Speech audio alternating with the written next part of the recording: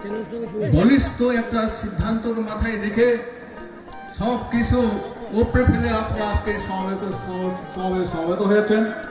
আমার সংগ্রামী মায়েরা, বোনেরা, ভাই বন্ধুগণ, সবাইকে আমাদের পার্টির রাজ্য কমিটির তরফ থেকে এবং আমার নিজের তরফ থেকে সশস্ত্র সংগ্রামী অভিনন্দন জানাচ্ছি। বেশি সময় নেব না, প্রধান বক্তা অতিথি রয়েছেন, তারা বলবেন, কিন্তু এটা আমাদের পার্টির সম্মেলন, সাংগঠনিক সম্মেলন।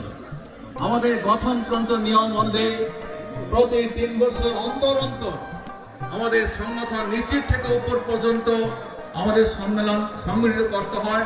যারা জনসভায় আসতে চান অথবা আমাদের সুবিধাভোগী যারা আছেন, তারা যাতে ঘর থেকে বের হতে না পারেন সেখানে ষড়যন্ত্র করেছে। আজকেও শুনলাম অনেকগুলি যাত্রী নিয়ে আমাদের সবাই আসার কথা, তারা সকালে ঘুম থেকে উঠে গাড়ি উঠবেন, কিন্তু গাড়িগুলো আজকে দেওয়া হলো। এবং তবে আজকে কেন ভাই সুশাসনের দাবিদারী সরকার আমাদের রাজ্যের মাননীয় মুখ্যমন্ত্রী নামের আগে লাগান ডাক্তার, প্রফেসর,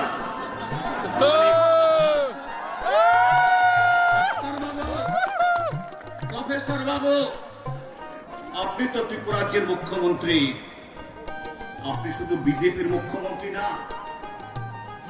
আমাদের রাজ্যের মানুষের সাংবিধানিক অধিকার সুরক্ষিত রাখা দায়িত্ব আপনার।